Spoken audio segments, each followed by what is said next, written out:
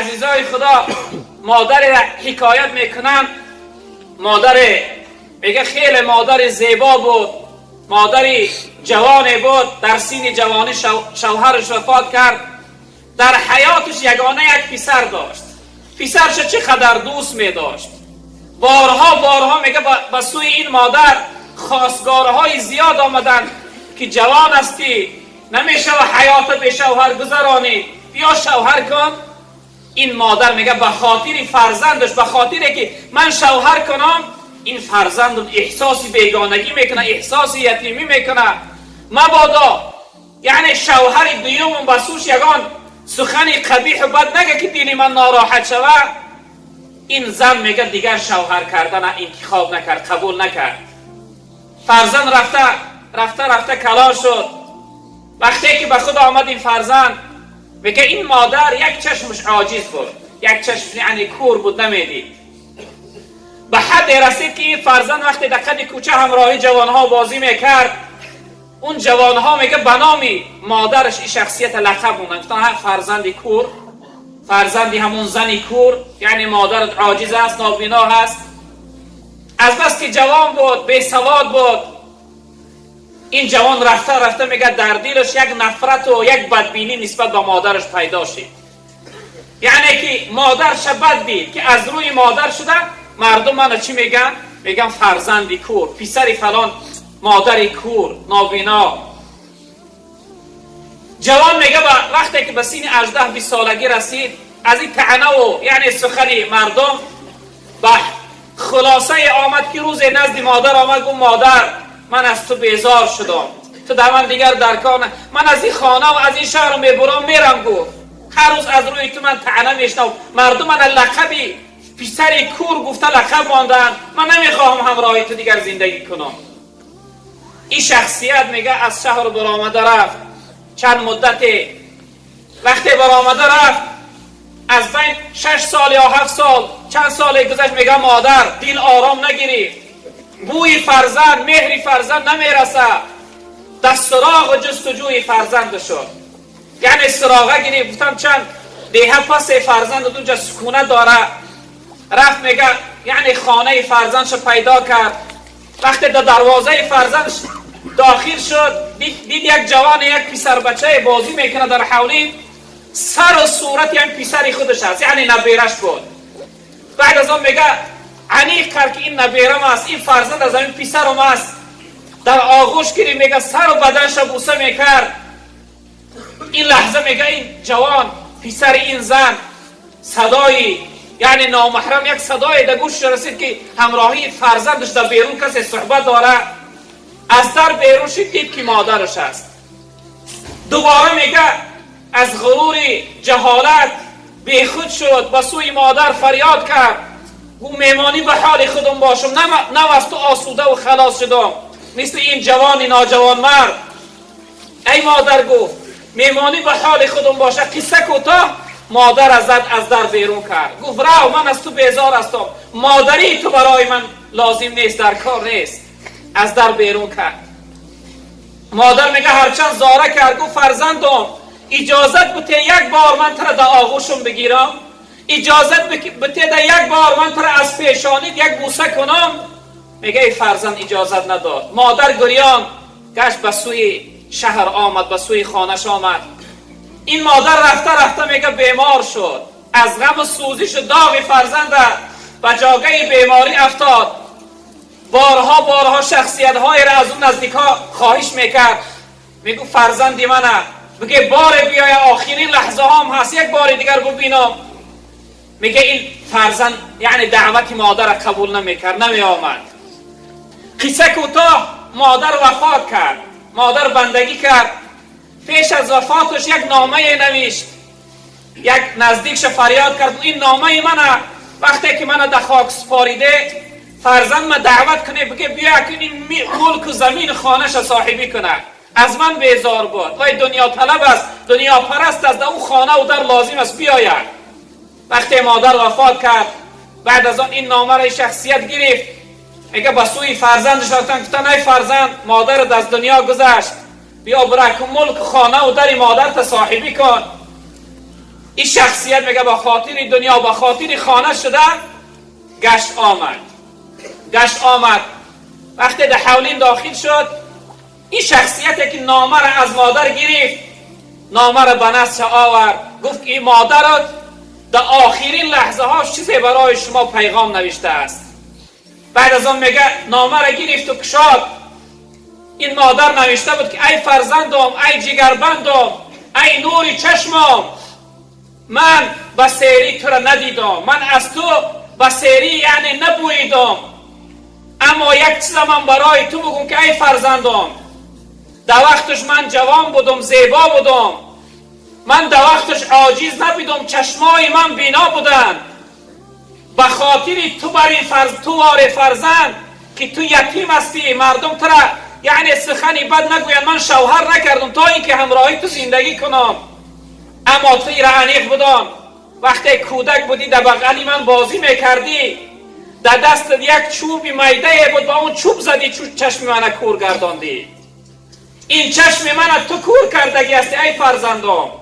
در وقتش من کور نبودم. امروز که از کوری چشم من نفرت داری، من از دست تو به کوری زده بودم ای فرزندم. وقتی میگه جوان این نامه را خواند، بعد از آن فغان کرد، فریاد کرد و گریه کرد، سر در و دیوار خانه میزد که دیگه براش فایده نداشت، مادر از دست رفته است. یعنی برادری عزیز بزرگوار، جوانی که مادر و سوش فریاد میکنی، مادر سخنی قبیح بد میگویی، این انیق بودم که حتما روز تو هم پشیمان میشوی، حتما روزی میشوی که این آزار و این سخنهای قبیحی که در حق مادر گفته ای فرزند میشنوی. در زمان رسول اکرم صلی الله علیه وسلم جوانی بود به نام علقمه. این قصه را آخر حکایت میکنم. این جوان میگه وقتی که زن گرفت، زنش بسیار دوست میداشت، نسبت به مادر زن بسیار مهربانی میکرد. باری هم میگه چیزی از بازار به جایی آورد، در خانه تنها در آورد، همراهی زنش خورد. از این کارش مادرش خفه شد. مادر یعنی دل مادر در درد در آمد، دل مادر رنجید، از خانه پسر در آمده رفت، در خانه دخترش زندگی کرد. علقمه به یک درد مبتلا شد، به یک دردمندی گرفتار شد که سکرات موتش بسیار سخت شد. سکرات موت سخت شد، اما جان از بدنش بیرون نمیشد. جان در گلو آمده بود، بیرون نمیشد. به زبان یا به قرطق یک صدای فریاد میکرد، نعره میزد، اما جان بیرون نمیشد. خیلی سکرات موتش سخت شد. به سوی زنش اشاره کرد، از علقمه اشاره کرد، گو بره نزد پیغمبر بزرگوار، بره جناب پیغمبر بگو به نزد ما را بیاید، در حق من دعا کنه تا اینکه خداوند سکرات موت برای من آسان کنه. وقتی زن علقمه به نزد پیغمبر بزرگوار آمد، گو یا رسول الله، گو علقمه در سکرات موت است، جان داده نمیتواند، جانتی بسیار برای سخت شده است. پیغمبر بزرگوار صلی الله علیه وسلم در حال پرسیدند، گفتن که آیا علقمه پدر و مادر دارد؟ گفتن یا رسول الله مادر داره اما پدر نداره، یک مادر پیری داره. پیغمبر بزرگوار در حال گفتن، حضرت علی را همراه شخصیت فرستادن، گفتن بره مادر علقمه را بگه اگر توانه نزد ما بیاید، اگر پیرانسال باشه نتوانه ما نزد او میرویم. حضرت علی وقتی رفتن، مادر علقمه میگه خیلی سال رفته بودن، قامت چنگ زده، عصای در دست داشتن. وقتی فهمیدن که جناب پیغمبر دعوت کرده است، در حال میگه از جا خیستن، عصا را گرفتن و میان چنگ، میان خم زده، تن جان من فدای رسول خدا، نخوا پیغمبر خدا من دعوت کرده باشه نروم. میگه آهسته آهسته نزد پیغمبر بزرگوار آمدن. وقتی آمدن میگه پیغمبر بزرگوار ببینه که چقدر مادر احترام میکردن. پیغمبر بزرگوار میگه ریدای مبارک از کتفشان گرفتن، برای مادر علقمه پایانداز انداختن. تن ای مادر فدای تو شوم، جان من فدای تو باد. در نزدشون شناندن، گفتن مادر علقمه هستی؟ میگه این مادر گفت بله. گفت مادر علقمه هستم. گفت مادر گفت من از تو چند چیزی را میپرسم، راست جواب بگو. اگر دروغ بگوی همین لحظه حضرت جبرائیل خبر دروغی تو را میرسانه. راست بگو. بین تو علقمه چگونه مناسبت است، چگونه معامله هست؟ میگه مادر گشت گفت مادر است، مهربان است، نمیخواه که فرزندش سرزنش کنه، طعنه کنه. مادر علقمه گفت گویا رسول الله گفت علقمه بسیار جوان خوب است، سخاوتمند است، دارنده است، مهربان است، مردم دستگیری میکنه. یعنی فرزندش در حال تعریف کردن سر کرد. جناب پیغمبر گفت من از این نمیپرسم آیا بین تو و علقمه چگونه مناسبت است؟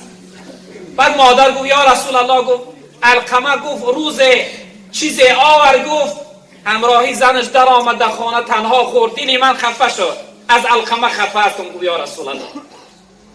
جناب پیغمبر گفت حاجت به زیاد پرسیدن نیست. اهل اصحاب گفت بروی گفت هیزم بیاره، در حولی علقمه هیزم ها را بگذاره، علقمه را در بالای هیزم ها گذاره و علاوش بزنه، آتش بزنه علقمه را. بعد مادر میگه وقتی این سخن از پیغمبر بزرگوار شنید، در حال میگه آبهای دیدش روان شدن. گویا رسول الله نور چشم من، قوت دل من، جگرگوشه من علا میزنی علقمه را. رسول الله گفتن یا رسول الله، جناب پیغمبر گفتن ای مادر، اگر ما علقمه را علا نزنیم 100 برابر سختر آتش جهنم علقمه را میسوزانه. در حال میگه مادر بیخود شد، یا رسول الله نجاتش در چیه؟ ما چیکار کنیم علقمه نجات بیابه؟ پیغمبر بزرگوار گفتن که نجاتش در راضیگی شما هست.